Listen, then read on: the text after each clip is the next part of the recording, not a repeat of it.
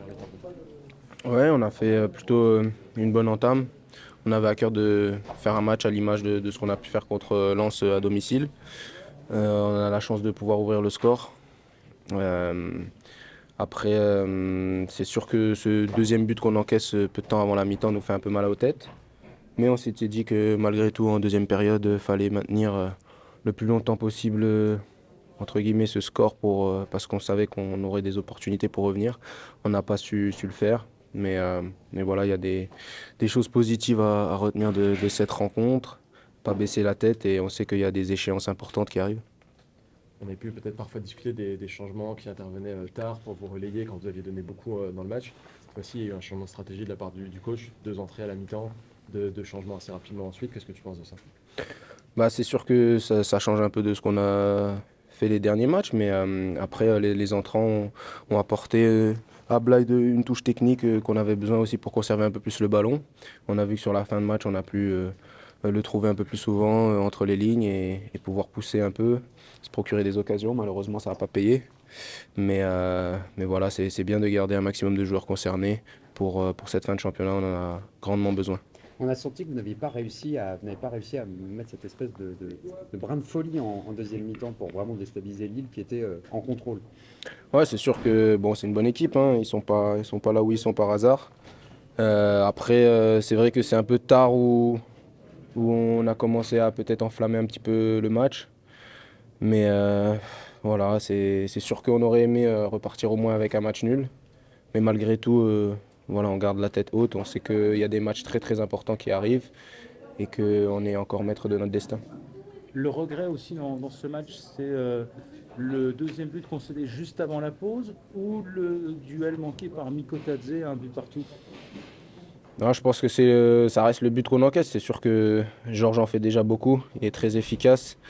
Il rate peut-être une occasion, mais je pense que c'est pas ça qui change la donne. On aurait pu rester plus solide et pas encaisser ce but. Pour moi, personnellement, je trouve que c'est le premier qui est un peu plus rageant de s'être fait transpercer comme ça.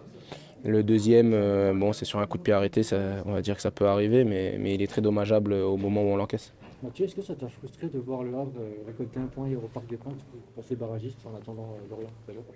Forcément, Paris avait l'occasion d'être champion à domicile, donc on s'attendait de leur part d'une victoire. Mais voilà, on sait qu'il ne faut pas qu'on attende des mauvais résultats des autres, et c'est à nous de faire le boulot pour aller chercher notre maintien. Petite question sur Kevin Endoram qui est de retour depuis 3 matchs. J'ai l'impression qu'il rend le milieu peut-être un peu plus costaud. Qu'est-ce que tu en penses? Qu'est-ce qu'il apporte, Kevin? Bah, Kevin, c'est un de nos milieux d'expérience. C'est sûr qu'il nous a manqué par son absence, et on voit que depuis qu'il est de retour, les rencontres se déroulent mieux, il apporte son expérience et sa stabilité au milieu. Il est souvent celui qui se retrouve devant la défense. Donc au niveau communication, il nous aide beaucoup. Didier, on peut dire que Lille était supérieur aujourd'hui, malheureusement. Voilà, on a vécu un bon match. Après, ça s'est joué sur les détails. Ouais, on connaissait la qualité technique des joueurs de Lille. Voilà, moi je crois qu'avec le discours que le coach a fait, on a fait un bon match. Malheureusement, voilà, comme vous avez dit, Lille était supérieur. Voilà, on va rien lâcher, on va continuer à travailler. Il a manqué peut-être un peu de folie dans ce match du côté du FC Metz. Qu'est-ce que tu en penses? Après, moi, je ne vais pas dire qu'il a manqué de folie parce que le coach, c'est le coach qui fait l'équipe, il sait ce qu'il fait. Et jusqu'à présent, voilà, ça fonctionne. Ils sont barragistes. Et voilà, le coach, il met des joueurs il met des joueurs qui sont performants.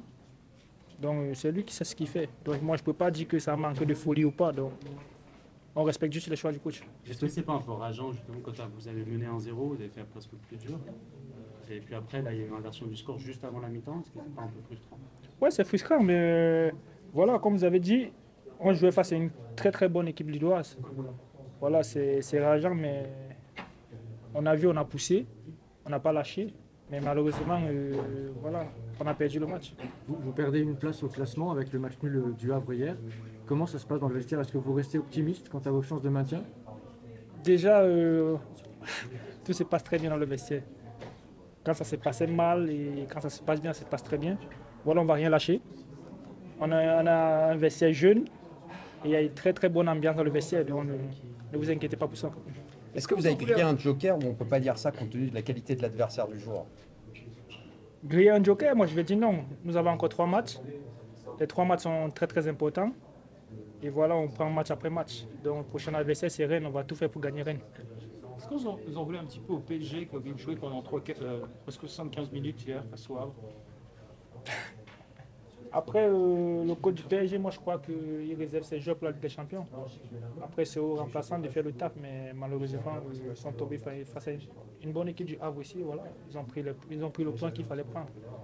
Bon, ce qui reste à faire, comme le coach dit souvent, c'est nous qui devons faire le travail sur le terrain. Didier, tu as effectué ton retour hier après quelques matchs sur le banc. Tu as eu un petit coup de moins bien après ta blessure musculaire. Comment tu t'es senti ces dernières semaines? Voilà, je communique beaucoup avec le coach et il prend de mes nouvelles. Je ne me sentais pas encore à 100% pour débuter le match. Voilà, il m'a expliqué et avec les kinés, on a vu. Mais là, je reviens petit à petit, ça va déjà.